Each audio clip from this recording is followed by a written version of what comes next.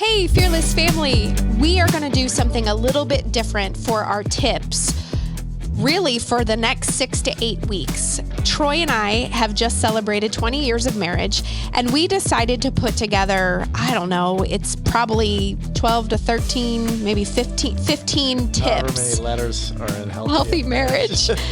And we've clipped them up. So every other week for the next 6 to 8 weeks, you're going to receive a 5 to 10 minute message regarding things that we have learned over the last 20 years about maintaining a healthy, thriving relationship. The reason why we felt like this was really important was for 2 reasons. We're starting a Unite Body, Soul, and Spirit interview series coming the following week. And so we decided to do a Unite marriage series on the tips. So we're really excited about this, and we've just filmed them all, and we think that they're going to be very helpful. So welcome to Fearless Tips Unite with Troy and Christy Boulware.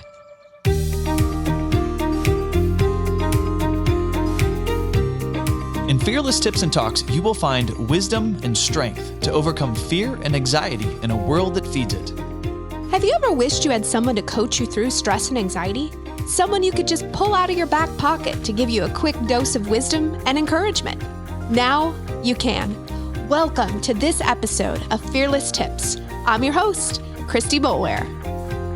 Hey friends, this has been such a fun tip series. Normally I do tips where they're just random tips every other week, but we actually decided to do the tips in a series, and this has been really fun. So we've celebrated our 20-year anniversary, and we decided to go through a acrostic of the word healthy marriage, and now we're on tip 35, and it's the R and the I in the healthy marriage lineup here. Getting towards the end. We are getting towards the end. So the R is reserve time alone with each other. Reserve time alone.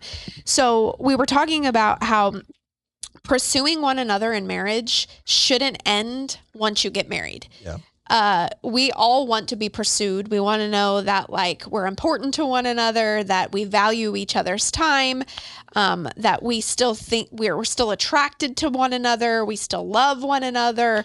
So, I remember at one point I had a friend that was just like, why do you always schedule time with me or whatever? And I'm like, man, like that's the greatest act of love I feel like I could give, because like I'm scheduling the time because I prioritize it. Same thing for you and I. Like it matters. Date nights matter, spending time with each other. Now there are some moments where we get to be like, there's still time for spontaneous. But for the most part, because our lives are busy and we have a lot going on, we have to say, hey, it's date night. Let's put that on the calendar. Yes. Yeah. I mean, if the things that you were doing to bring yourselves together to get married, the dating, the dates, the time together, why, if that's worked and that's what helped you fall in love and, chose to get married, just because you got married, why would you stop doing those things? And as life goes on, it gets harder to do that if you're not intentional, because there's a lot of things. If you just leave time for the spontaneity, I don't know that word.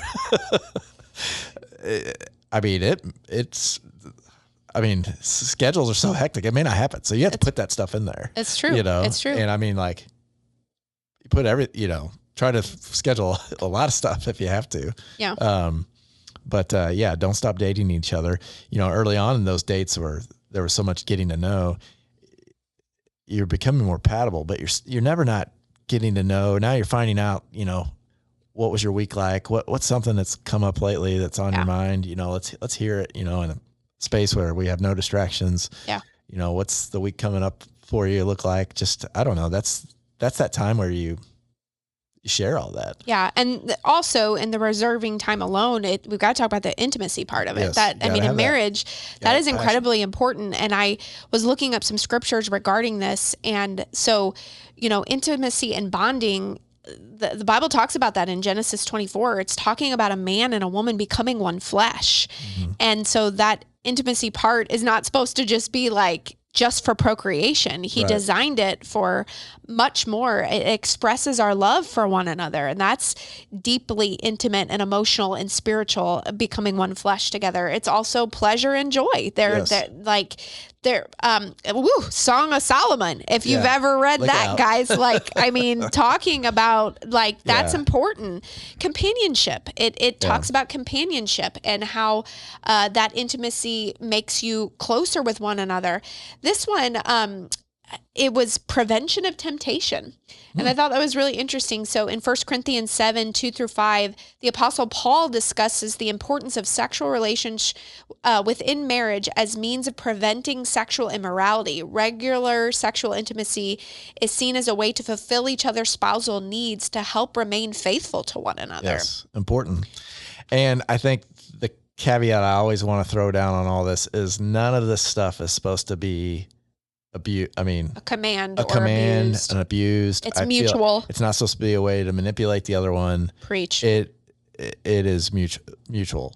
That is when you are fulfilling needs, when you are, love and respect on the same team, all these different kinds of stuff. Why, having that time with intimacy, why wouldn't it happen? But it's never just like, yeah, you're supposed to do this and you're supposed to do, I don't know. It just, I hope I'm making sense there, but you I just are. know, My emotional needs are yeah. just as important as your physical needs. yes. And I think sometimes in Christian culture, it's like, well, you've got to fulfill the man's needs and the Yeah. woman's needs aren't important. Yeah. And you have never treated me that way. You've never treated me like I deserve this because I'm a man and I need it, kind of, and I think it's the love and respect conversation all over again, that neither one of our needs are more important than each other. Like Right. we value each other's needs so much that when we meet each other's needs, the natural response is harmony. The natural Beautiful. thing that takes place I love is that. mutual submission with one another. Like when my needs are met, I want to meet your needs. And when Right. your needs are met, you want to meet my needs. I mean, that's the beautiful thing of marriage. Yeah. And so it's also a reflection of God's covenant. You can read that. We're actually going to talk about Ephesians 5 in our next tip, but it's this idea of Christ gives marriage as an example of the church. And so when you see a thriving, healthy husband and wife, it's actually a representation of Christ, the body of Christ, the bride of Christ. And it's a beautiful, beautiful thing. So intimacy actually serves as a reflection of God's covenant. And that's beautiful. That's Yes. beautiful. So reserving time alone with one another to date each other, pursue each other, but also for intimacy is incredibly important. Okay, and then this one, is it good? Is it necessary? And then we have in parentheses, watch sarcasm. Sarcasm can cut like a knife. Yes. And we have to be very careful of, are you just trying to be funny? Or is your sarcasm trying to hide something else? Is it a deflection? Yeah. I mean, I think too often, I can have this, where I'll feel the need to cut tension or say something funny or do those things. And there's a saying that sarcasm, it's like it can be like salt. A little pinch of it can add some flavor to the dish, but you dump in too much, lid comes off the salt shaker and you ruin it. So, and because you're always with sarcasm, if it's a putting down with one another or doing something, like you're leaving a little. It's like you're leaving a little splinter under the skin that can fester into like a sore. Like, why would you do that to your spouse? You have words of encouragement, just good things. And even though it seems harmless, like, was it necessary? Because I think I've just seen some danger in that over the years with that. So I know earlier in one of our earlier ones, we did, focus on, is it good? Is it holy? And I think that's just so important. One of the fruits of the Spirit, kindness. Like if we're always just thinking kindness with our spouse and building them up, that's what you want. Doesn't mean that you haven't created a safe place for some jokes and some fun, but Right. not at the expense of the other one. You know? Well, and I tend to despise sarcasm because I tend to be someone that sees into people's souls where I'm like, oh, there's something deeper going on here, or let me ask a question there, or I'm sensing a little something there. It's just something, the way that I guess God has made me. So when I hear sarcasm, it kind of, it gets me. And I was looking up, like, why do people use sarcasm and what's kind of the clinical, scientific, behind it. And humor certainly is one. And again, a little bit of salt with some humor, no big deal. Let's laugh. Let's have fun. Let's have a good time, all in good fun. But it can often be used as a deflection. So there's really something else going on there and you're deflecting. It could be a way to hide criticism or disapproval.